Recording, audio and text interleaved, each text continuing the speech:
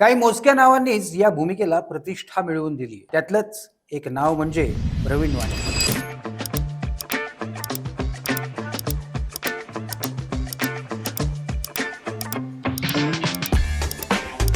चर्चा होणार आहे त्यांच्या अनुभवांची, चित्रपट प्रवासाची आणि त्या अदृश्य पण अत्यंत महत्त्वाच्या जबाबदाऱ्यांची, जी एका चित्रपटाच्या यशस्वी निर्मितीमागे उभी असते.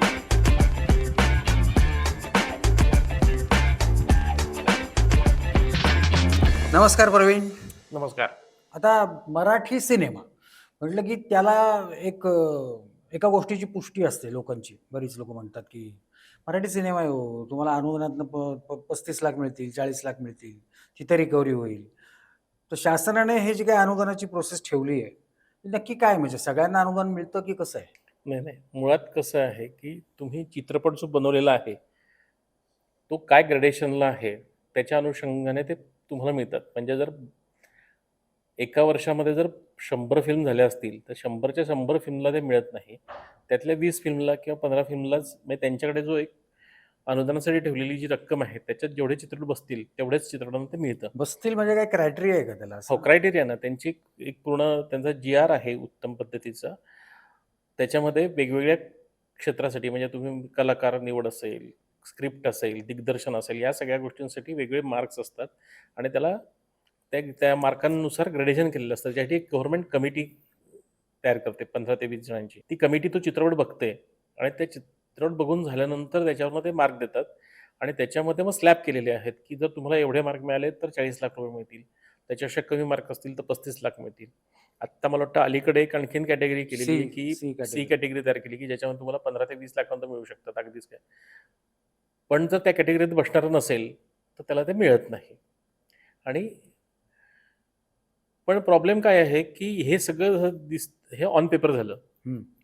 पण प्रत्यक्षामध्ये काय झालं, मला असं वाटतं, की या अनुदानाबद्दल पण शासनाकडनं खूप उदासीनता असते. म्हणजे गेल्या 10 वर्षातलं जर उदाहरण घेतलं, तर 2 ते 3 वेळेस फक्त स्क्रीनिंग झालं असेल. अजूनही 2016 पासूनचे अनेक चित्रपट रखडलेले आहेत अनुदानासाठी. ही परिस्थिती आहे. त्यात परत आपण मध्ये 2 वर्ष कोरोनाच्या पिरियडमुळे त्या गोष्टी झालेल्या नाही आहेत किंवा जेव्हा सरकार बदलतं 5 वर्षानंतर, त्याच्या अगोदर 6 महिने, त्याच्यानंतर 7-8 महिने काही घडत नाही. हा एक प्रॉब्लेम आहे. दुसरा प्रॉब्लेम हा आहे, की जी समिती असते, निवड समिती, म्हणजे त्यातले जे सदस्य असतील, ते सदस्य काय ग्रेडेशनचे असले पाहिजेत, याचं काहीच गणित नाही आहे. कारण याची निवड सगळी राजकीय क्षेत्रातल्या लोकांकडनं होते. त्याच्यामुळे बऱ्याच वेळेस असं होतं, की त्या लेव्हलची किंवा ज्यांना त्या ग्रेडेशनचं किंवा आपण कशासाठी हा चित्रपट बघतोय, याचीच इन्फॉर्मेशन आहे की नाही असा प्रश्न वाटावा, अशा पद्धतीने पण निवड होतात आणि नंतर मग बरेचसे डिस्प्यूट होतात. यावर्षी पण खूप डिस्प्यूट झालेले आहेत, की हे चांगले चित्रपट होते. म्हणजे ज्यांना पुरस्कार मिळालेत, अशा चित्रपटांना पण अनुदान मिळालं नाही किंवा ज्यांनी 3-3, ₹3.5 कोटी खर्च करून चित्रपट बनवलेले आहेत, त्यांनाही मिळालं नाही आहे. म्हणजे ते वाईट होतेत का? तर त्याचं कुठेतरी ग्रेडेशन होऊ शकलं असतं, अशा चित्रपटांना पण ते मिळालेलं नाही आहे. त्याला कारण असंही होतं कदाचित, की त्या ग्रेडेशनची ती लोकं तिथे नव्हती किंवा त्यांना ते माहिती नव्हतं, की आपण कशासाठी, म्हणजे 2 गोष्टी असतात. अनुदान का दिलं जातं, की निर्मात्याने जो काही खर्च केलेला आहे चित्रपटासाठी, त्याला कुठेतरी एक थोडंसं समाधान मिळावं. जरी चित्रपट थिएटरला चालला नाही, तरी काहीतरी त्याला एक पैसे मिळावेत. यासाठी गव्हर्नमेंटने अनुदान स्कीम सुरू केली आणि मराठी चित्रपटांना प्रोत्साहन त्यातून मिळावं. एक चित्रपट केल्यानंतर परत नवीन चित्रपट निर्माण करण्यासाठी त्याला एक थोडासा हे मिळावा. म्हणून खरं तर गव्हर्नमेंटने अनुदान स्कीम तयार पण केलेली आहे. याच्यामध्ये पण अशा दोन फळ्या आहेत ना, की आम्हाला या अनुदानाची काही गरज आहेत नाहीये. ना. आणि काही जणांचं म्हणणं आहे, की त्या अनुदानाची गरज नाहीये, त्याच्यामुळे उलट प्रॉब्लेम होत आहेत. आणि काही खरंच निर्माते असे आहेत, की जे खूप चांगले चित्रपट बनवत आहेत, त्यांच्याकडे पैसे नसताना करतात. अशा लोकांना मिळाली पाहिजेत. शेवटी मी त्या वादात पडू इच्छित नाही, की ते मिळालं पाहिजे, नाही मिळालं पाहिजे. पण त्याचे काहीतरी क्रायटेरिया असले पाहिजेत, की ज्यांना गरज नाही त्यांनी, जसं आपल्याकडे सिलेंडरचं केलेलं आहे गव्हर्नमेंटने, की तुम्हाला गरज नाही तर तुम्ही घेऊ नका सबसिडी. तसंच मी या ठिकाणी म्हणेल, की तुम्हाला जर गरज वाटत नसेल, तर तुम्ही ॲप्लिकेशन करू नका मग त्या ठिकाणी. नाही, नाही. मग ते ॲप्लिकेशन त्यांचा भाग बाजूला ठेवूया. पण ज्या निर्मात्यांना गरज आहे असं म्हणताय. पण त्यांच्या म्हणजे तुम्ही म्हणताय त्या कॅटेगरीमध्ये ते जर सिनेमे बसत नसतील, तर त्यांना अनुदान तरी नाही, सुद्धा नाही. द्यावं नाही, का? नाही, नाही. अजिबात नाही. मग जे बसेल, माझं म्हणणं आहे, की त्याच्यासाठी गव्हर्नमेंटने वेळोवेळी एक कालमर्यादा ठरवावी, की दर 6 महिन्यानंतर चित्रपट बघितले जातील किंवा दर वर्षानंतर आम्ही चित्रपट बघू. काहीतरी एक कालावधी ठरवा जेणेकरून निर्मात्याला माहिती असेल की माझं या वर्षात चित्रपट बघितलं जाणार आहे. काय होतं चित्रपट झाल्यानंतर निर्माता पैसे इकडनं-तिकडनं आणून त्याची सबमिट फाईल तयार करतो तो करतो, तिकडे. सबमिट करतो आणि मग 4-4 वर्ष काही घडत नाही. त्याला काही अर्थ नाहीये, असं माझं म्हणणं आहे. अगदीच, अगदीच. मग आता अशा निर्मात्यांचं म्हणजे ज्यांना अनुदान मिळालेलं नाहीये किंवा मग अनुदान मिळाले पण सिनेमाचा खर्च मात्र खूप झालेला आहे. मग त्यांच्या बाकीच्या पैशांची रिकव्हरीसाठी काही मार्ग आहेत का? आहेत ना, कारण मुळात पहिला जो रिकव्हरीचा मार्ग आहे अर्थातच तो थिएट्रिकल रिलीज आहे. थिएटरमध्ये जे काही उत्पन्न मिळतं, हा निर्मात्याचा खऱ्या अर्थानं महत्त्वाचा रेव्हेन्यू मानला जातो. हे जे आहेत ना, अनुदान झालं किंवा पूर्वी सॅटेलाईट राईट्स मोठ्या प्रमाणावर जायचे, की जेव्हा चॅनल टेलिव्हिजनवरती फिल्म दाखवण्यासाठी चित्रपट विकत घ्यायचे, त्याच्यासाठी निर्मात्याला पैसे द्यायचे. हा एक म्हणजे सबस्टिट्यूट आपण म्हणू शकतो, की जर मी ₹1,00,00,000 खर्च केला तर थिएटरमधनं एवढे निघालेत, सबसिडी मिळण्याचे चान्सेस एवढे आहेत, सॅटेलाईट माझे मिळणार आहेत. त्याच्यानंतर म्युझिकचे राईट्स पूर्वी जात नव्हते, आता जायला लागले आहेत किंवा इतर ओव्हरसीज आता मराठी चित्रपट हा परदेशांमध्ये पण दिसायला लागला आहे, त्यातनं इन्कम येतं किंवा इतर राज्यांमधनं पण उत्पन्न यायला लागलं आहे. तर असे वेगवेगळे मार्ग आहेत. पण मुख्य मार्ग जो आहे तो थिएटरमधनं जे येणारं उत्पन्न आहे, हे अर्थात मेन निर्मात्याचं उत्पन्न असू शकतं. थोडक्यात काय तर प्रेक्षकांना खेचून आणणं थिएटरपर्यंत. अर्थातच. मग त्या जाहिराती आल्या, इतर सगळ्या गोष्टी त्याच्यासाठी आल्या. कसं आहे, की चित्रपट निर्मिती हा एक भाग झाला. पण चित्रपट निर्मितीनंतर रिलीजसाठी निर्मात्यांनी आणि सगळ्या टीमने जी काही मेहनत घ्यायची असते, की ज्याच्यासाठी जो पैसा खर्च करायचा असतो, तो पण महत्त्वाचा आहे. अगदीच. कारण तुम्ही किती उत्तम वस्तू तयार केलेली आहे आणि ती लोकांपर्यंत पोहोचलीच नाही, की पोहोचलीच अशी नाही. काहीतरी गोष्ट मला बघायची आहे. किंवा व्यवस्थितरित्या पोहोचलंच नाही. त्यांना पोहोचली माहीतच पडलं नाही. आपण बघतो, की अनेक वेळेस एखादे आपण चित्रपटाची नावं ऐकतो आणि लक्षात येतं, की अरे, हे नाव मी कधी ऐकलं नाहीये.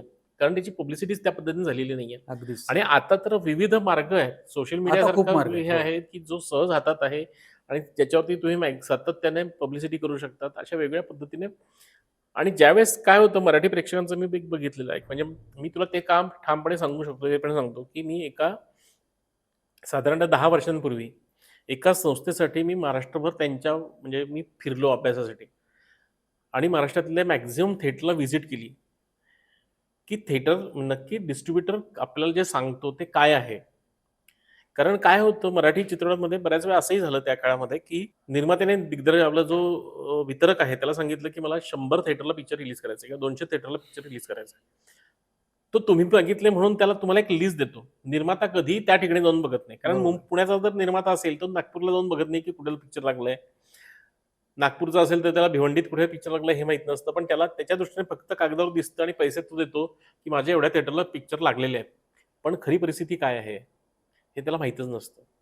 म्हणजे चित्रपट आत्तापर्यंत अनेक चित्रपटांचं जे नुकसान झालं त्याला कारणीभूत ही पण गोष्ट आहे. हे माझं लक्षात आलं केव्हा, की मी जेव्हा 6 महिने पूर्ण वेळ चित्रपट वितरणासाठीच्या थिएटर्समध्ये फिरलो. वेगवेगळ्या डिस्ट्रिब्युटरना भेटलो. म्हणजे आपल्याकडे कसं आहे, की हिंदी याच्यामध्ये वेगवेगळ्या टेरिटरीज आहेत. त्या टेरिटरीचे वेगवेगळे वितरक आहेत. बरोबर. त्या लोकांना जाऊन भेटलो. भुसावळमधल्या लोकांना जाऊन भेटलो, अमरावतीतल्या लोकांना जाऊन भेटलो, नागपूरमध्ये गेलो, गडचिरोलीला गेलो किंवा चांद्याला गेलो, कोकणामध्ये गेलो आणि वेगवेगळ्या ठिकाणी फिरल्यानंतर माझं लक्षात आलं, की अरे फार भयानक परिस्थिती आहे.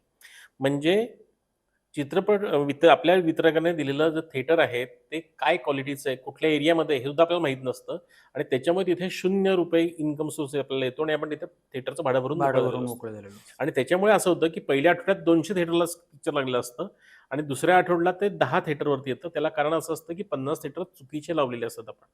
आणि त्याच्यासाठी मी तो दौरा केल्यानंतर माझं असं बऱ्याच जणांना भेटल्यानंतर माझं लक्षात आलं, की हा खूप मोठा फ्लॉज आहे आपल्या वितरण क्षेत्रामध्ये, ज्याच्यावरती निर्मात्यांनी आणि सगळ्यांनी काम केलं पाहिजे, की निर्मात्याला देताना योग्य थिएटर मिळणं. भले ते 50 थिएटर लागले तरी चालतील, पण ते 50 थिएटर उत्तम असले पाहिजेत. अगदीच. म्हणजे जसं पूर्वी थिएटर पुण्यामध्ये जर पिक्चर लागलं, तर ते कुठल्याही परिस्थितीमध्ये प्रभातला लागलंच पाहिजे लागलंच पाहिजे. किंवा आता जर लागलं तर ते कोथरूडच्या सिटी प्राईडला लागलंच पाहिजे. हे जसं महत्त्वाचं आहे, तसं प्रत्येक ठिकाणी मराठीसाठीचे एक स्पेसिफिक थिएटर्स आहेत. तिथे लागलं तर तिथे लोकं येणार आहेत. नाहीतर अनेक विचित्र म्हणजे आता मराठी चित्रपट जर नागपूरच्या एखाद्या स्लम एरियात लागला, तर त्याचा काहीच उपयोग नाही तिथे. खरं आहे, खरं आहे. तर त्यामुळे तिथे तो चित्रपट योग्य थिएटर लागणं, तिथे त्याची योग्य पब्लिसिटी मटेरियल पोहोचणं आणि तिथे योग्य वेळेस लागून त्याला लोकं येणं हे खूप महत्त्वाचं आहे. आता माझा यालाच एक जोडून प्रश्न असा आहे की मधल्या काळात नोटबंदी झाली होती. बरोबर. त्याच आणि ते जीएसटी आणि या सगळ्या गोष्टीचा परिणाम आपल्या चित्रपट सृष्टीवर कितपत झाला असं तुला वाटतंय? मला असं वाटतं की नोटबंदीचा खूप मोठ्या प्रमाणावर झाला. म्हणजे नोटबंदीच्या अगोदर चालू असलेले माझे स्वतःचे 2 चित्रपट असे आहेत, की जे पूर्ण होता होत म्हणजे एक तर चित्रपट पूर्ण झालाच नाही, अर्धवट झाला तो. आणि एका चित्रपटाच्या बाबतीत असं झालं, की त्याच्या आपला जो कलाकार होता, मेन कलाकार होता, त्याने स्वतःचे पैसे खर्च करून नंतर चित्रपट पूर्ण केला. कारण त्याचा निर्माता त्याच्या गावी निघून गेला. इथपर्यंत त्याची वाईट परिस्थिती आली नोटबंदीनंतर. कारण त्या काळामध्ये कसं होतं, की बऱ्यापैकी जो चित्रपट निर्मिती व्हायची ना, ती कॅश जास्त व्हायची. वरती व्यवहार जास्त व्हायचे त्या काळामध्ये. आणि म्हणून मराठी चित्रपट त्यावेळेस जास्त बनायचे. त्याचे प्रोड्युसर त्या पद्धतीचे होते, व्यावसायिक होते. आणि जशी नोटबंदी झाली त्यानंतर एकदम चित्रपटांची संख्या डाऊन व्हायला सुरुवात झाली. म्हणजे त्या काळामध्ये मला आठवतं, की साधारणतः 250 ते पावणे 300 चित्रपट दर वर्षाला व्हायचे. व्हायचे तयार. ती संख्या 100 पर्यंत आली. कारण मेजर आणि त्यावेळेस कसं झालं, की त्यावेळेस आपण डिजिटल करन्सीला तेवढं मॅच झालेलं नव्हतं. आपण रोखीवरचे व्यवहार जास्त करायचो ते बंद झालेले होते. आणि आणि त्यात आणखीन जीएसटी आला. त्या जीएसटीचं नक्की काय करायचं हे माहीत नव्हतं. त्या जीएसटीचे आपल्याला फायदे किती किंवा तोटे किती हे माहीत नव्हतं आणि त्याच्यामुळे पण खूप जणांनी त्यावेळेस म्हणजे हात आखडता घेतला. हां. आणि त्यामुळे बरेचसे चित्रपटांची संख्या कमी झाली. आणि मेन त्याच्यानंतर परत 2 वर्षानंतर जे कोरोना कोरोना. आला, हं. त्याचा मात्र तो सगळा इफेक्ट जो आलेला होता, सुरू झालेला होता, तो मेजर इफेक्ट आपल्या इंडस्ट्रीवर झाला. तो कारण अजून एक मोठा दणका बसला. मोठा हे होता आणि त्याच्यामध्ये आपण जे काय अशा स्टेजला आलेलो होतो त्यापर्यंत, की काहीतरी चांगली घडते. हळू त्या मराठी चित्रपटसृष्टीला आणखीन एक वाढायला लागली होती नाही ती आणि त्या काळामध्ये. परत सगळ्यात शेवटी हा उद्योग सुरू झालाय. बाकी अर्थातच सगळे सगळ्यात उद्योग अगोदर तो बंद झाला आणि सगळ्यात शेवटी तो सुरू झाला. त्याच्यामुळे आणि आपल्याकडे काय आहे, की आपले तंत्रज्ञ किंवा टेक्निशियन्स जे होते किंवा कलाकार जे होते, ते सगळ्यांना काही रोज काम मिळणं किंवा आपलं म्हणजे हातावरचं पोट असं असल्यासारखं आपलं होतं. काही अपवाद वगळता म्हणजे बोटावर अगदी, मोजण्या अगदी, इतके अगदी, अपवाद की वगळता बाकी सगळे बाकी सगळ्या हातावर हातावर पोट आणि असणारे. ज्यांचा म्हणजे काय पर डे या ज्या सिस्टमवरती आपलं पेमेंट असतं, त्याच्यासारख्या लोकांचं काय झालं, की अचानक इन्कम सोर्स थांबला आणि तो काय असं 1 महिन्यासाठी थांबला, 2 महिन्यासाठी थांबला असताना तर लोकं सर्व्हाईव्ह झाली असते त्याच्यामुळे. पण मेजर इफेक्ट असा झाला, की जो वर्ष, दीड वर्ष, 2 वर्ष आपली इंडस्ट्री थांबली आणि तेवढे दिवस सर्व्हाईव्ह होण्यासाठी ज्या काही गोष्टी लागतात, त्या पुरेशा त्या लोकांना नसल्यामुळे. कारण आपल्याकडे स्पॉट बॉयचं फक्त जे काही पोट आहे ते त्याच व्यवसायावरती आहे. तो वेगळं काही करू लाईटवाल्यांचं शकत आहे. नाही. लाईट बॉय आहे, मेकअप पण आहे आणि मग यांना कुठेतरी आपल्याकडच्या अनेक लोकांना सेकंडरी याच्यावरती येऊन काम करावं लागलं. म्हणजे आम्हाला आठवतं, की अनेक चांगल्या कलाकारांनी फूड पार्सल पोहोचवण्याची कामं भाजी केली, विकली आहे. भाजी विकली आहे, अनेक गोष्टी केल्यात आणि त्या कराव्या लागल्यात. पर्याय नव्हता कारण सर्व्हाईव्ह होणं गरजेचं होतं. पण आनंदाची गोष्ट मला ही वाटते, की त्यांनी त्यांचा जो बडेजा होता किंवा अनेक चांगले कलाकार त्यावेळेस असे होते, की ज्यांना नाव होतं, हे होतं. त्यांनी आपण कुठे आहोत याचा विचार न करता या गोष्टी करताना लाज वाटली नाही त्यांना आणि त्यांनी ते केलं. यात खरं तर आनंद आहे. मुख्य म्हणजे तोंड दिलं त्या तोंड दिलं त्या गोष्टीला. परिस्थितीला. अरे आता हे झालं इतरांचं. आता मला सांग ना, हाच इफेक्ट तुला आणि मलाही सोसावा लागलाच ना. अगदीच. आणि मी अगदी खरं सांगू का, त्यातनं मी तरलो ना, ते फक्त घरच्यांमुळे, फॅमिलीमुळे. म्हणजे वडिलांची पेन्शन होती, मिसेसचे माझे ट्युशन चालू होत्या, त्याची फी येत होती. यामुळे मला ते कोविडची खरं सांगायचं ना तर झळ लागली नाही. आणि खरं सांगायचं ना तर आपली फॅमिली हेच आपलं बॅकबोन असतं रे. म्हणून तर आपलं यश जगापुढे दिसतं. माझी आई, वडील, माझी पत्नी यांनी इतकी खंबीरपणे मला या सगळ्या प्रवासात साथ दिली ना, त्याच्यामुळे मी आजपर्यंत ते पोहोचू शकलो. खरं आहे. आता एक महत्त्वाचा प्रश्न, ती फार गरज असते कारण तुम्ही प्रोडक्शनची माणसं नाही, ही कायमच मागे असता. बरोबर म्हणजे आहे. कॅमेऱ्याच्याही मागे असता, पडद्याच्याही मागे असता आणि ती लोकांपर्यंत पोहोचत नाहीत. तर या कलाभ्रमंतीच्या निमित्ताने लोकांपर्यंत त्यांची नावं तरी पोहोचतील, निदान त्यांचे चेहरे दिसले नाही तरी. तर तुझी प्रोडक्शनची टीम म्हणजे कोण-कोण आहे त्यामध्ये आणि किती जबरदस्त माणसं आहेत ती? ती माणसं जबरदस्त आहेत, ती मला माहिती आहेत, ती माझे पण मित्र आहेत. पण ती लोकांनाही कळावी आणि आत्ता सध्या काय चालू आहे तुझं? हे दोन्ही प्रश्नांची उत्तरं मला. हे बघ, टीमचं म्हणशील ना, तर मला म्हणजे मी सारखी टीम बदलली नाहीये. माझं जवळ-जवळ पहिल्या कामापासून सगळीच लोकं जी आहेत आत्ता माझ्याबरोबर, ती त्यावेळेसपासूनची आत्तापर्यंत बरोबर आहे. त्याच्यामध्ये दुनियादारी मी तुला म्हटलं की मी किंवा पहिल्यांदा केली किंवा नसते उद्योग मी केली, त्यावेळेस माझ्याबरोबर सुरेंद्र गोखले माझ्याबरोबर होते. कारण त्यावेळेस सुरेंद्र गोखले तसा माझ्यापेक्षा त्याचा एक्सपिरियन्स नाटकातला खूप मोठा खूप होता आहे. बरोबर. आणि वेगवेगळ्या स्तरांवरती त्यांनी सुरेंद्रने काम केलं होतं. त्यामुळे सुरेंद्रचं आणि माझं तिथे जमलं आणि आम्ही एकत्र आलो दुनियादारीच्या वेळेस. धनंजय आमोणकर सुद्धा असाच एका प्रोजेक्टच्या निमित्ताने माझ्याबरोबर आला आणि तो माझ्याबरोबर जो जोडला गेला तो आत्तापर्यंत आहे. आणि मेन म्हणजे जे पाठबळ लागतं ईपीला, प्रोडक्शन मॅनेजरचं म्हणा किंवा फ्लोअर मॅनेजरचं, त्याच्यासाठी मला अतिशय उत्तम माणूस मिळाला, तो म्हणजे राजेश डामसे. त्याची ओळख मला पहिल्या चित्रपटाच्या वेळेस संजय सुरकरांनी करून दिली होती. आणि तेव्हापासून राजेश डामसेने आणि मी सातत्याने हो, आत्तापर्यंत काम करतो. कायमच तुझ्याबरोबर तो दिसतो. मेन टीममध्ये माझ्या सुरेंद्र गोखले, धनंजय आमोणकर, राजेश राजेश डामसे डामसे. ही फिक्स लोकं होती. पण त्याच्याबरोबर मग पुढे जाऊन ॲड जेव्हा आल्या त्यावेळेस मग दिनेश मापारीने काम केलं. दिनेश आत्ता स्वतः ईपी म्हणून वेगळ्या ठिकाणी काम करतो. राजेश पण आता ईपी म्हणून काम करतो आहे. त्याच्यानंतर संतोष पवार आला किंवा संजय सुरकरांमुळे आणखीन एका मोठ्या माणसाची माझ्याबरोबर ओळख झाली. माझी ओळख झाली त्यांच्याबरोबर आणि त्यांनी माझ्याबरोबर काम केलं. हा माझा खरं तर म्हणजे माझ्यासाठी खूप मोठी गोष्ट होती ती. ती म्हणजे अशोक पाटील. एकेकाळचे हिंदीतले आपलं मराठी चित्रपटसृष्टीसाठीचे कार्यकारी निर्माता म्हणून किंवा त्यावेळेस व्यवस्थापक हे खरं तर नाव लावलं जायचं. दादा कोंडकेंच्या अनेक चित्रपटांसाठी त्यांनी काम केलं होतं किंवा कोल्हापुरातल्या अनेक महेश कोठाऱ्यांपासून सगळ्या चित्रपटांत त्यांनी काम केलं होतं आणि असा माणूस माझ्याबरोबर त्यानिमित्ताने आला. त्यांच्या शेवटच्या काळामध्ये जेव्हा त्यांच्याकडे काम कमी झालेलं होतं किंवा एक वृद्धपकाळाकडे आपल्याकडे जसं असतं, हो, हो. होऊ तर शकतं. त्या पिरियडमध्ये ते आमच्याबरोबर आले आहेत आणि त्यांचा खूप अनुभव चा उपयोग फायदा झाला. आम्हाला करून घेता आला. त्यामुळे ते होते आणि नंतर मग गरजेनुसार जसं ॲड वगैरेला मोठी टीम लागली तर आणखीन काही लोकं येतात. पण ही टीम माझ्याबरोबर पहिल्यापासून आत्तापर्यंत ही फिक्स राहिली आणि ह्या लोकांबरोबर मी अजूनही काम करत राहिलो.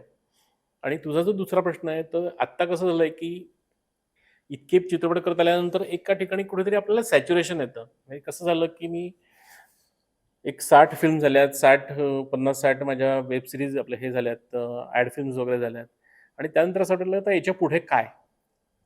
म्हणजे एज फॅक्टर होताच. पण आणखीन काय करता येईल असं वाटत असताना मला एक आर्यन ग्रुप ऑफ कंपनीज म्हणून एक ग्रुप आहे, त्यांच्याकडनं ऑफर आली, की तुम्ही आम्हाला जॉइन व्हाल का म्हणून. कारण त्यांचा एंटरटेनमेंटचा एक सेक्शन होता, ज्याच्यामध्ये भविष्यामध्ये एक स्वरंग नावाचं टेलिव्हिजन चॅनल येणार आहे. त्याच्यासाठी त्यांनी मला बोलवलं आणि मी तिथे आता त्यांच्याबरोबर कार्यरत आहे. मीनव्हाईल हे चालू असताना सुद्धा मी काही चित्रपट आत्ता मी गेल्या वर्षी लंडनमध्ये पण एक चित्रपट करून आलो. ते चालू ठेवलेलं होतं, पण आत्ता कदाचित ह्या वर्षापासून माझं काम त्याच्यासाठी सुरू होईल पूर्ण पूर्ण पूर्ण वेळ आणि मग मी तिथे त्याच टेलिव्हिजन चॅनलसाठी म्हणून एक वेगळ्या पद्धतीचं मी काम करीन, असं आहे. आणि ते लवकरच आत्ता म्हणजे कदाचित पुढच्या वर्षात तुम्हाला स्वरंग चॅनल जसं आत्ता झी आहे, प्रवाह आहे, त्याच्यामध्ये एक आणखीन ठळकपणे हे चॅनल दिसेल, अशी अपेक्षा आहे. नाही मी तेही बघितलं की तुम्ही मोठे पुरस्कार हो, सोहळे पण त्याच्यात आता कसं झालंय, की चॅनल सुरू व्हायच्या अगोदर त्यानिमित्ताने आपल्या क्षेत्रातले जे कलाकार आहेत, तंत्रज्ञ आहे, त्यांचा एक परिवार तयार व्हावा अगोदर, अगदीच. हा एक दृष्टिकोन ठेवून आम्ही असं ठरवलं, की आपण काहीतरी ॲक्टिव्हिटी सुरू करूया. आणि मग त्यातनं विचार असा आला, की जे पुरस्कार सोहळे होतात ते सगळे मुंबईत होतात. पुण्यामधली लोकं मुंबईत जातात, कामं करतात, पण पुण्यामध्ये काही घडत नाही. म्हणजे मला वाटतं नाट्यदर्पण रजनी व्हायची त्याच्यानंतर बराचसा काळ मध्ये काही घडलेलं नव्हतं. बरोबर. म्हणून मग आम्ही पुण्यामधनं चित्रपट आणि नाटक अशा दोन्ही क्षेत्रांसाठीचे पुरस्कार सोहळे सुरू केलेत आणि आत्तापर्यंत जेवढे आत्ताचे मुंबईत किंवा इतर ठिकाणी जे पुरस्कार सोहळे आहेत त्याच्यामध्ये मला वाटतं की आम्ही एकमेव आहोत गव्हर्नमेंटच्या व्यतिरिक्त म्हणजे अशा महाराष्ट्र शासनाच्या व्यतिरिक्त की जे आम्ही पुरस्कारांच्या याच्यामध्ये रोख रक्कम रोख पण देतो रक्कम देतो. आणि त्याच्यामुळे आम्हाला गेले आता हे तिसरं वर्ष आहे आमचं आणि खूप चांगला प्रतिसाद लोकांकडून मिळतोय. चांगल्या पद्धतीने आम्ही आता शिकतो. त्यात पण चांगले सोहळे त्यानिमित्ताने आम्ही घडवून आणतो आहोत. त्यानिमित्ताने नवीन-नवीन कलाकार, तंत्रज्ञ यांचा एक परिवार त्यानिमित्ताने तयार होतोय आणि एक मोठ बनली जाते, ज्याचा फायदा आम्हाला चॅनल सुरू झाल्यानंतर या नक्कीच, लोकांचा नक्कीच. नक्कीच होईल. भविष्यात नक्कीच होईल आणि त्या तुमच्या येणाऱ्या प्रोजेक्टसाठी पण तुम्हा सगळ्यांनाच खूप शुभेच्छा माझ्याकडनं. धन्यवाद. कार्यकारी निर्माता म्हणून अनेक सिनेमे केले. त्यातले लोकप्रिय कुठले? मला वेगवेगळ्या लोकांबरोबर काम करायची संधी मिळाली ह्या सगळ्या चित्रपटांमध्ये. एकतर म्हणजे जर तुला सांगितलं तर संजय सुरकरांबरोबर बरेचसे चित्रपट केलेत. म्हणजे अगदी त्यांच्या शेवटच्या लाठी म्हणजे ज्या दिवशी ते हो, एक्सपायर हो, झालेत, हो. तिथपर्यंत त्यांच्याबरोबर काम केलं. त्याच्यानंतर विक्रम गोखलेंबरोबर काम करण्याची संधी एका चित्रपटाच्या निमित्ताने मिळाली. आघात नावाचा चित्रपट होता आणि त्याच्यामध्ये मुक्तापर्वापासून किरण कुमारांपर्यंत मराठी आणि हिंदी अशा अनेक मोठ्या कलाकारांबरोबरची ती फिल्म होती, जी पुण्यात शूट केली आम्ही. आणि त्याच्यानंतर माझं आणि विक्रम गोखलेंचं जे नातं होतं ते जास्त दृढ होत गेलं. मग त्याच्यानंतर त्यांच्या दूरदर्शनच्या सिरियलसाठी पण मी काम केलं. आणि जे राहून गेलं होतं, मला असं वाटत होतं की विक्रम गोखलेंसारख्या माणसाबरोबर काम करायला मिळालं नाही, ती त्या चित्रपटाने कसर भरून काढली. त्याच्यानंतर आणखीन एक म्हणजे मी कोकणी चित्रपटांसाठी सुद्धा काम केलं. म्हणजे काय झालं की जो माझा रूम पार्टनर होता, म्हणजे आम्ही स्ट्रगलिंग पिरियड ज्यांनी आम्ही एकत्र सुरू केला, ज्याच्यामध्ये नितीन भास्कर होता, समीर भास्कर होता. आम्ही असं एकदा असंच बसल्यानंतर विचार केला की काहीतरी आणखीन वेगळं काय करता येऊ शकतं या ती क्षेत्रामध्ये. जी अनकट फिल्म केली होती अनकट तुम्ही. फिल्म केली होती. हां. तिथे आम्ही ॲक्चुअली काय केलं की एकदा गोव्याला सहज गेल्यानंतर आमची तिथल्या 3-4 जणांबरोबर ओळख झाली. ज्याच्यामध्ये सगळ्यात महत्त्वाची ओळख झाली ती गोवा कला अकादमीचे जे हेड होते त्यावेळेचे, वाघ, ते जे मोठे कवी होते, तिथले सभापती होते. आणि एक असा भयानक अप्रतिम माणूस पहिल्यांदा आम्हाला बघायला मिळाला. कारण त्यांच्याकडे आम्ही काही गोष्टींसाठी म्हणून गेलो होतो आणि त्यांनी आम्हाला सांगितलं की रात्री भेटूयात. आणि नंतर मग आमच्या रात्रीच्या भेटी त्यांच्याबरोबर सुरू झाल्यात आणि एक नवीन माणसाची ओळख झाली त्या निमित्ताने. त्याच्यानंतर डॉक्टर प्रकाश प्रियकर म्हणून गोवा युनिव्हर्सिटीमध्ये कोकणी भाषेचे डीन आहेत. त्यांना अनेक कला अकादमीचे पुरस्कार, साहित्य अकादमीचे वगैरे पुरस्कार मिळालेले आहेत त्यांच्या लिखाणासाठी. त्यांच्या खूप उत्तम काही कन्सेप्ट होत्या. अभय जोगसारखे एक तिथले रंगकर्मी होते. आणि मग असं झालं की आमचा एक त्यानिमित्ताने गोव्यातला एक वेगळा प्रवास सुरू केला आम्ही. आणि मग तिथे आम्ही जवळ-जवळ 3-4 चित्रपट बनवलेत तिथल्या भाषेसाठी आणि तिथल्या विषयांवरती आधारित. त्यातनं गोवा कळत गेलं आणि आम्हाला लक्षात आलं की अरे गोव्यात जी लोकं जातात, म्हणजे बीच आणि दारू याच्या पलीकडे पण खूप सुंदर गोवा सुंदर आहे. गोवा आहे. आणि तो त्यानिमित्ताने आम्ही एक्सप्लोअर केला तिथे. आम्ही जे मॅक्झिमम काम केलं ते खरं तर जे आत्ता गोव्याचे मुख्यमंत्री आहेत, सावंत सर, त्यांच्या प्रभागामध्ये जास्त काम केलं. त्यांच्या एरियात साक्री म्हणून जो तिथला एक तालुका आहे, त्या तालुक्यामध्ये आम्ही खूप शूटिंग्स केलं. कारण तिथलं जे निसर्ग आहे ते फार अप्रतिम आहे. आणि तिथल्या त्या सगळ्या लोकं, तिथली कलाकार मंडळी यांच्याबरोबर मग आम्ही सामावून गेलो. 5-6 वर्ष आम्ही वेगळ्या चित्रपटांवरती काम केलं. त्याच्यामध्ये आम्ही पहिल्यांदा एक प्रयोग करून म्हणून बघायचा म्हणून आम्ही एक पिक्चर केला, महाप्रयाण नावाचा, की जो वन शॉट वन फिल्म होती. ती साधारणतः 1.5 तासाची फिल्म 1.5 होती. तासाची होती. बरोबर. आणि त्याला आम्हाला गोवा स्टेट अवॉर्ड्स जवळ-जवळ 5 स्टेट अवॉर्ड मिळालेत. त्याच्यामध्ये मुख्य फिल्म म्हणून मिळालं, बेस्ट अभिनेता म्हणून मिळालं, बेस्ट अभिनेत्री म्हणून मिळालं. आणि आनंदाची गोष्ट अशी होती की अभिनेता म्हणून ज्याला मिळाला तो धनंजय आमोणकरला जॅकी श्रॉफच्या अपोझिट मग त्याला पुरस्कार मिळाला. आणि ज्या लहान मुलीला त्याच्यासाठी पुरस्कार मिळाला फिमेल ॲक्टर म्हणून, तिच्या अपोझिट सीमा विश्वास होती. आणि अशा कलाकारांमध्ये आम्हाला पुरस्कार मिळाल्याचा आनंद जास्त होता आम्हाला. त्याच्यानंतर मग आमचा जरा विश्वास वाढला त्याच्यामुळे. कारण त्या चित्रपटाच्या परीक्षणानंतर गिरीश कासारवल्ली सर जे आहेत, ते आमच्याशी जवळ-जवळ अर्धा तास भरभरून बोलत होते. आणि मग त्याच्याच पार्टीमध्ये बहुतेक आमची राजेश पेडणेकर म्हणून तिथल्याच एका निर्मात्याबरोबर ओळख झाली. त्यांनी त्याच्या अगोदर पण एक गोवन चित्रपट केला होता आणि त्याला नॅशनल अवॉर्ड मिळालेलं होतं.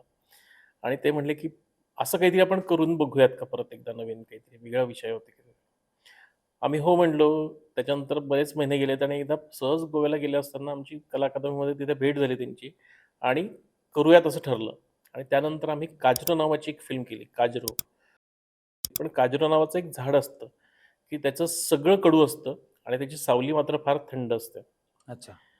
आणि हा घेऊन एका तिथल्याच प्रस्थापित जाती व्यवस्थेवरचा तो एक प्रश्न होता आणि त्याच्यावरती आम्ही वन शॉट वन फिल्म, म्हणजे तो विक्रम म्हणायला हरकत नाही खरं तर. 1 तास 53 मिनिटांची अनकट फिल्म रेड कॅमेऱ्यावरती शूट केली आम्ही पूर्णपणे. पण ती करताना त्याची प्रोसेस एवढी मोठी होती, की कारण त्याचं स्क्रिप्ट करून शूट करण्यासारखी ती फिल्म नव्हती. त्यामुळे आम्ही पहिल्यांदा लोकेशन्स बघितलेत, त्याचा एक ढाचा ठरवला. मग आम्ही एक सीन लिहायचो, लोकेशनला जायचो, ट्रॅव्हल करत त्याचे डायलॉग्सचा विचार करायचो आणि त्याचं कॅल्क्युलेशन करत ती स्क्रिप्ट तिथे तयार झाली. त्यामुळे ती फिल्म पूर्णपणे त्या सेटवरती लिहिली गेली. सेटवरती सगळे कलाकार ठरले गेलेत. त्याचा कसा ट्रॅव्हल असणार आहे, काय असणार आहे, हे सगळं तिथे ठरलं. कॅमेरामनला किती त्रास होऊ शकतो याचा विचार केला गेला. आणि या सगळ्या गोष्टींचा विचार करून आमचे निर्माते फार अप्रतिम माणूस आहे राजेश पेडणेकर. आणि त्यांनी अप्रतिम सगळ्या गोष्टींचे मॅनेजमेंट करून एक सुंदर फिल्म करण्यासाठी आम्हाला मदत केली. आणि त्या फिल्मला आम्हाला नॅशनल अवॉर्ड मिळालं कोकणी भाषेसाठी. म्हणजे तो माझ्या आयुष्यातला एक मोठा आनंदाचा क्षण होता. तो ॲक्च्युली कसं असतं की अवॉर्ड्स हे दिग्दर्शक आणि फिल्मसाठी मिळतात, पण तो अवॉर्ड हा सगळ्या टीमचा असतो. त्यामुळे त्याचा आनंद होता की चला आपण एक अचिव्हमेंट जे आपण म्हणतो ना की एक आपण काहीतरी स्वप्न बघितलेलं असतं त्या स्टेजपर्यंत जाण्याचं, तिथपर्यंत आपण गेलो, याचा आनंद त्या फिल्मने मिळून दिला. आता याच मुद्द्याला धरून फिल्म सुपरहिट होणं म्हणजे काय? म्हणजे त्याचा आनंद कोणाकोणाला कशा कशा प्रकारे हे बघ, माझी एक सरळ सोपी व्याख्या आहे. माझ्या दृष्टीने निर्मात्याच्या दृष्टिकोनातून चित्रपट हिट होणं म्हणजे काय, तर गल्ला मिळवणं किंवा हाऊसफुल थिएटरला जाणं म्हणजे चित्रपट हिट आहे. त्या चित्रपटातले जे क्रिएटिव्ह लोक आहेत त्यांच्या दृष्टीनं पुरस्कार मिळाला म्हणजे चित्रपट हिट आहे.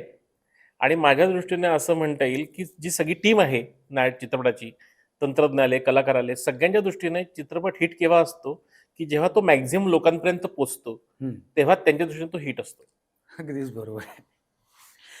चांगलं उत्तर आहे. त्याच्या पुढचा आता प्रश्न असा आहे की चित्रपट व्यवसाय जो आहे त्याला उद्योगाचा दर्जा मिळालाय का? आणि त्याला एक उपप्रश्न असा आहे की मिळाला असेल किंवा नसेल मध्ये असेल तर त्यातनं केंद्र सरकार किंवा राज्य सरकार यांना आर्थिक फायदा होतो का? मुळात अजूनपर्यंत तरी मला असं वाटत नाही की खऱ्या अर्थानं आपल्याला उद्योगाचा दर्जा मिळालेला आहे असं मला तरी वाटत नाही. कारण उद्योगाचा दर्जा मिळाल्यानंतर जे बेनिफिट्स असतात ते आपल्यापर्यंत पोचलेले नाही आहेत.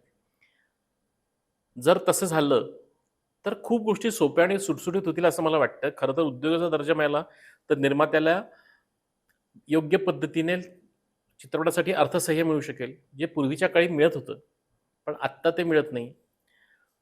इव्हन आपण जरी आपल्या वैयक्तिक कामासाठी जर पुरस्कार हे घ्यायला गेलो, लोन घ्यायला गेलो, तर बँकेच्या दृष्टीने आपण ब्लॅकलिस्टेड आहोत आपल्या क्षेत्रातली मंडळी.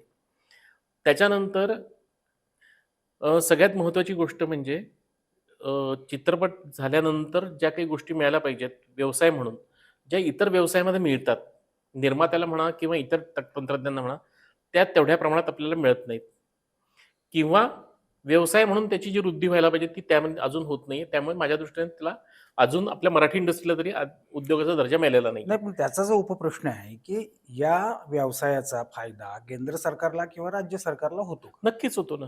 कारण आपण प्रत्येक गोष्ट आपण अगदी काडेपेटी जरी विकत घेतली तर त्याचा आपण इंटरेस्ट जे हे आहे टॅक्स आहे तो आपण टॅक्स भरतो. जेव्हा आपण पैसे आपण पेमेंट घेतो त्यावेळेस आपला निर्माता TDS कट करतो, तो बँकेत भरतो, गव्हर्नमेंटला देतो. त्याच्यानंतर जेव्हा अनेक वेळेस कॅमेरा आपण भाड्याने घेतो किंवा इतर काही गोष्टी मोठ्या प्रमाणात सगळ्याच गोष्टींचे आपण पैसे भरत असतो आणि ते टॅक्सेस देत असतो. त्यामुळे आणि जो एंटरटेनमेंट इंडस्ट्रीमुळे अनेक म्हणजे मोठा महसूल हा गव्हर्नमेंटला या ना त्या कारणाने मिळत असतो. बरोबर आहे. पण मग उद्योगाचा दर्जा का मिळू नये याला? म्हणजे मिळालाच पाहिजे. माझं तेच म्हणणं की मिळाला पाहिजे, पण अजून त्यासाठी तेवढ्या प्रमाणात जे सगळ्या मिळून सगळं म्हणजे एकत्रित येऊन जे हे केले पाहिजेत, प्रयत्न केले पाहिजेत, तेवढे ते कदाचित अपूर्ण पडतायत असं मला वाटतं. आता जाता जाता एक फार महत्वाचा प्रश्न विचारतो. समजा एखाद्या व्यक्तीने उत्तम कथा आणि व्यवस्थित असे पैसे घेऊन जर याच्याकडे व्यवसायाच्या दृष्टिकोनातून बघितलं आणि जर यामध्ये उतरायची इच्छा निर्माण झाली त्याची, तर उतरावं का? अगदी. कारण कसं आहे माहिती आहे का, की म्हणजे माझं मुळात पहिलाच प्रश्न हा असतो, म्हणजे हे असतो निर्मात्यांना, की तुम्ही काय अभ्यास करून आलेला आहात? म्हणजे तू जे म्हणलं ते अगदी बरोबर आहे, की माझी इच्छा आहे, माझ्याकडे पैसा पण आहे, म्हणून उत्तम निर्मिती होईल याची गॅरंटी नाही आहे. पण व्यावसायिक दृष्टिकोन घेऊन जर तुम्ही आलात, तर नक्कीच चित्रपट यशस्वी करू शकतात तुम्ही. काय झालं आपल्याकडे, आता मला सांग ना, स्मिता तळवलकर झाल्यात किंवा महेश मांजरेकर झालेत, या लोकांनी इंडस्ट्रीमध्ये आत्तापर्यंत केलीत ना अनेक चित्रपट केलेत आणि हिट करून दाखवलेत त्यांनी. प्रॉब्लेम कुठे आला आहे, की मधल्या काळामध्ये जे एका चित्रपटापुरता जे निर्माते हाऊस म्हणून आलेत ना, त्याच्यामुळे माझं म्हणणं आहे की चित्रपट सृष्टीचं नुकसान झालं आपल्या. त्यांनी तर म्हणजे सरपोतदार फॅमिली असो किंवा तळवलकर ज्यांनी असो किंवा सातत्यपूर्ण आणि बिझनेसच्या व्यावसायिक दृष्टिकोन ठेवून आलेत ना, तर ते घडतं. कारण काय असतं की तुम्ही साधी गोष्ट आहे की आपण बाजारामध्ये कोथिंबीरची जुडी म्हणा किंवा मेथीची जुडी जरी विकत घ्यायला गेलो तर आपण 2 वेळेस 2 ठिकाणी बघतो आणि भाव करतो. आणि हे जे एका चित्रपटासाठी आलेल्या लोकांनी आहे ना, फक्त हौसेपोटी आलेत. कुठल्याही गोष्टीचा विचार न केला नाही आणि नुकसान झाल्यानंतर मात्र त्याचं खापर चित्रपट सृष्टीवरती फुटलं गेलं आणि आपण त्यातनं बदनाम होत गेलो आणि चित्रपटांची संख्या वाढली, पण इन्कम सोर्स कमी झालेत. जे व्हायला नको पाहिजे होतं. मान्य आहे, अजून आपल्याकडे खूप हर्डल्स आहेत. अडथळे खूप आहेत, की आपल्याकडे प्रेक्षक चित्रपटाला येत नाही. अनेक चांगले चित्रपट लागतात थिएटरमध्ये, पण थिएटरला प्रेक्षक येत नाही अशी ओरड आहे. पण जर आपण आता सुद्धा बघा, अनेक चित्रपट ह्या वर्षी पण हिट झालेत. म्हणजे याचा अर्थ प्रेक्षकांना जर तो चित्रपट आवडला किंवा त्याला कानामध्ये हे पडलं, की चित्रपट चांगला आहे, तर ती लोकं येतात थिएटरला. प्रॉब्लेम कुठे येतो आहे, की प्रेक्षकांना थिएटरपर्यंत आणण्यासाठी जे प्रयत्न व्हायला पाहिजे किंवा पाहिजेत किंवा त्या पद्धतीचे किंवा त्या मी असं म्हणेन की त्या एका लेव्हलपर्यंतचे किंवा त्या क्वालिटीचे चित्रपट बनले नाहीत, असं म्हणता येऊ शकेल, जे प्रेक्षकांना थिएटरपर्यंत आणू शकतील. त्याच्यामुळे प्रॉब्लेम येतो. पण तुझा जो प्रश्न आहे, की अशा निर्मात्यांनी यावं का यावं? कारण आजही अनेक चित्रपट हिट होत आहेत. फक्त त्यांनी येताना पूर्णपणे व्यावसायिक दृष्टिकोन ठेवून यावं. पहिल्यांदा 2 महिने अभ्यास करावा बरोबर. आणि मग आपल्याकडे खूप गोष्टी आहेत. चित्रपट महामंडळ आहे, तिथे जाऊन ते चौकशी करू शकतात. अनेक गोष्टींची माहिती घेऊ शकतात. आणि आपल्याकडे महामंडळ शिबिरं सुद्धा शिबिरं घेतात. त्याच्यामध्ये तुम्हाला माहिती मिळते. 10 लोकांना तुम्ही ज्यांनी पूर्वी चित्रपट केलेत त्यांना भेटा, त्यांच्याशी बोला. बरं, आपल्याकडे आपल्या मराठी इंडस्ट्रीमध्ये कोणी असं नाहीये, अगदी कोणीही दिग्दर्शक असेल, तंत्रज्ञ असेल किंवा निर्माता असेल, की तो तुम्हाला शेअर करणार नाही इन्फॉर्मेशन, असं कधीच होणार नाही. त्यामुळे ती माहिती घ्या आणि ती माहिती घेऊन मग तुम्ही चित्रपट निर्मिती करा. ती यशस्वी होईल 100%. तर आता या एवढ्या सगळ्या प्रवासामध्ये एक फार मोठा प्रश्न आहे आणि महत्त्वाचा प्रश्न येतो, की कुठल्या सिनेमाने तुला खऱ्या अर्थानं हात दिली किंवा नाव दिलं किंवा ज्याने आर्थिक पाठबळ दिलं, असा एक कुठलातरी प्रोजेक्ट असेलच ना? आहे ना, म्हणजे तुला जे सांगितलं, मघाच सांगितलं त्या पद्धतीने आई शपथने मला हे चांगला हात दिला. म्हणजे त्यावेळेस खूप पैसे मिळायचे असं नाही. कारण काय होतं, की आपल्याकडे टेक्निशियनला त्या मानाने किंवा त्या बजेटच्या अनुषंगाने आपण जेव्हा पैसे हे करतो, त्यावेळेस तेवढे पैसे मिळत नाहीत. पण कसं होतं, की म्हणजे मला सुरकारने खूप सुंदर गोष्ट सांगितली होती, की मी असं त्यांना एकदा म्हणलं होतं, की काय प्रत्येक वेळेस तुम्ही म्हणतात, की तुझं हे काम चुकलं, तुझं ते चुकलं. म्हणजे मला नक्की म्हणजे सगळ्यांना हे मिळतं. म्हणजे चित्रसृष्टीत जेवढे लोकं काम करतात, म्हणजे दिग्दर्शक असेल त्याने उत्तम काम केलं की वाईट काम केलं याची पावती मिळते. कलाकारांना लोकं सांगतात की तुमचं काम आवडलं. माझं काम असं आहे की मला कुठेच सॅटिस्फॅक्शन नाहीये. म्हणजे पिक्चर पूर्ण जरी मी चांगल्या पद्धतीने केलं, तरी ते निर्मात्यापर्यंत पोहोचत नाही. कारण माझं सगळ्यांचं काम दिसतं. म्हणजे साउंड रेकॉर्डिंगचं काम दिसतं, स्पॉट बॉयचं काम दिसतं. प्रोडक्शन डिपार्टमेंटचं काम पडद्यावर पण दिसत नाही, पडद्याच्या पाठीमागे पण दिसण्यासारखं नाहीये. त्यामुळे त्याचं रिकग्निशन होत नाही. तर त्यावेळेस सुरकरांनी मला असं सांगितलं होतं, की कसं आहे प्रवीण, की तू एक पिक्चर संपल्यानंतर त्याच माणसाने जेव्हा तुला पुढचं पिक्चर देतो ना, ते तुझ्यासाठी रिकग्निशन आहे. कारण म्हणजे त्याचं तुझं चांगलं काम होतं हे त्या माणसाला पटलं म्हणून त्याने तुला पुढे काम दिलं पावती. आणि ती पावती आहे. म्हणजे जे झालं, की मकरंद आणि आम्ही एकत्र खूप कामं केली. कारण आम्ही जवळ-जवळ एकाच पिरियडमध्ये बरोबर आलो. पण मकरंदने जेव्हा पिक्चर करायला घेतला त्यावेळेस मकरंदने मला बोलावलं.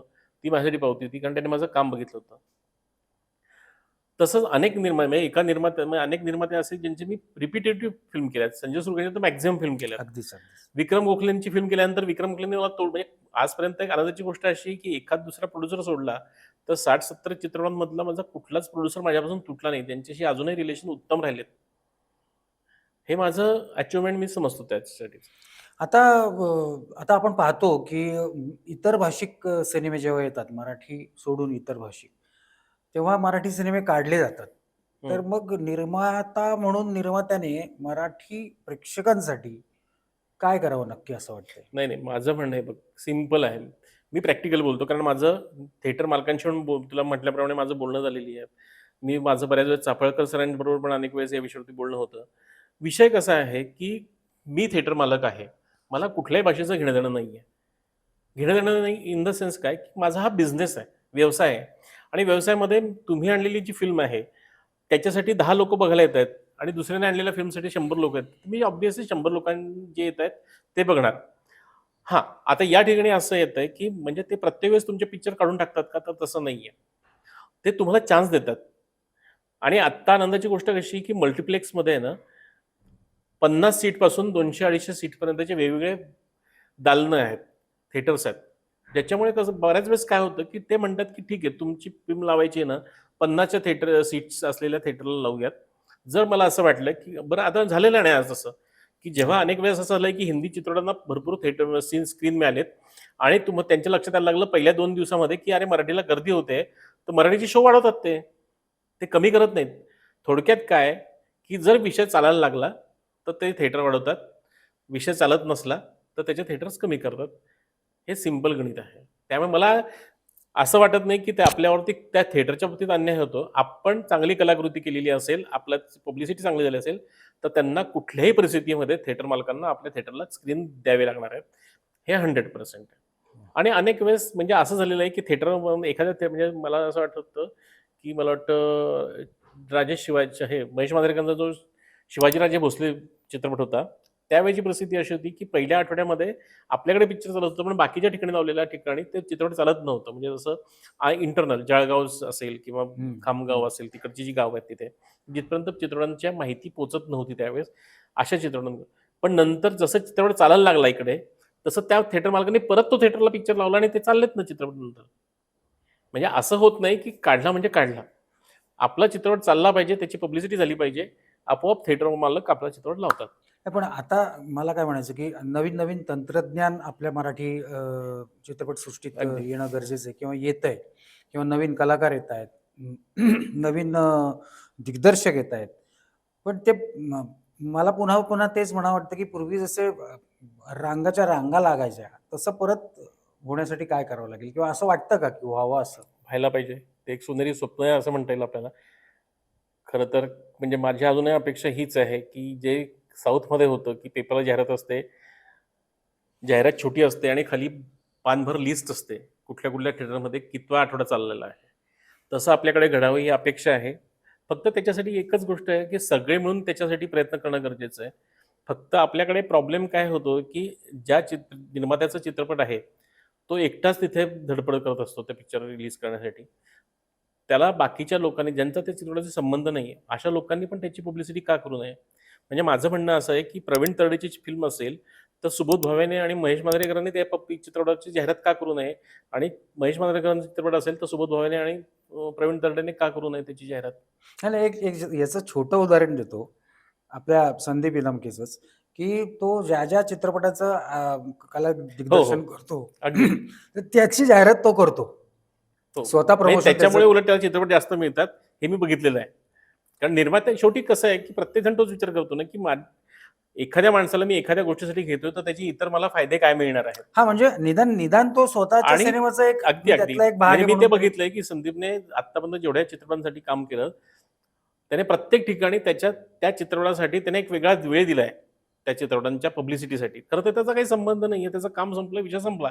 पण तो आपला चित्रपट म्हणून त्या चित्रपटाच्या पब्लिसिटीसाठी काम करतो. स्वतःचे पैसे खर्च करतो पैसे वेळप्रसंगी. खर्च करून तिकीट काढून लोकांना तिकीट म्हणतो लोकांना बघायला जा. बघायला या. आणि म्हणजे असं प्रत्येकाने जर केलं, तर का नाही चालणार चित्रपट? नाही, पण हे माझं कौतुकाची म्हणणं ते गोष्ट. जसं संदीप करतो ना, संदीप जसं करतो तसं प्रत्येक कलाकाराने किंवा प्रत्येक तंत्रज्ञाने 50 लोकांना जर थिएटरमध्ये पर्यंत आणलं, तर सगळे चित्रपट हिट होतील.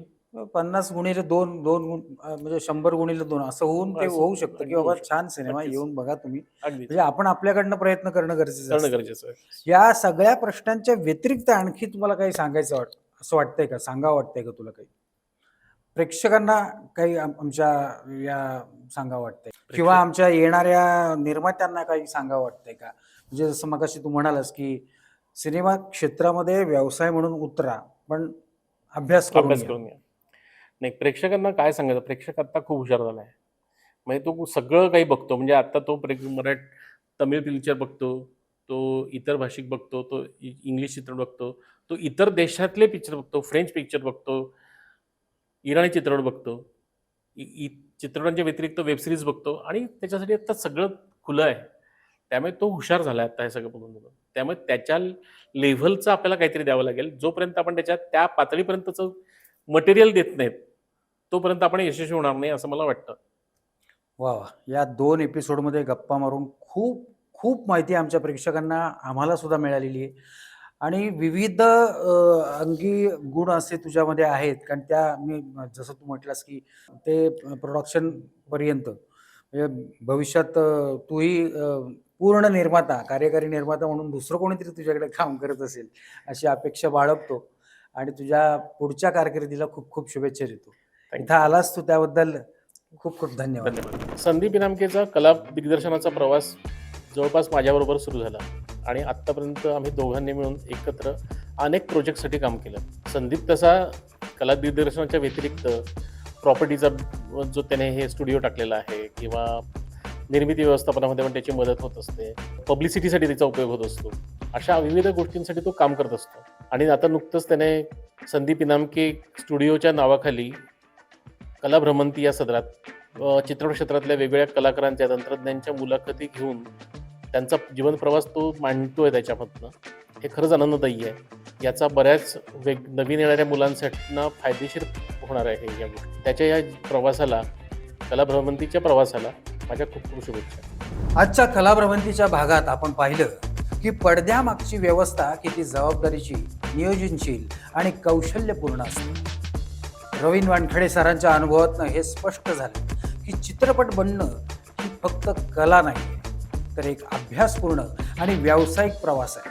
आमच्या या चर्चेतून तुमचा चित्रपटाकडे पाहण्याचा दृष्टिकोन थोडा तरी बदलला असेल अशी आम्हाला आशा आहे. जर हा भाग तुम्हाला आवडला असेल तर संदीप इनामके स्टुडिओ यूट्यूब चॅनलला नक्की सबस्क्राईब करा, बेल आयकॉन दाबा आणि तुमचा अभिप्राय कमेंट्समध्ये नोंदवा. पुन्हा भेटूया पुढच्या भागामध्ये नवीन कलावंत, नव्या कहाण्या आणि प्रेरणादायी प्रवास घेऊन, फक्त कला भ्रमंती. तोपर्यंत नमस्कार.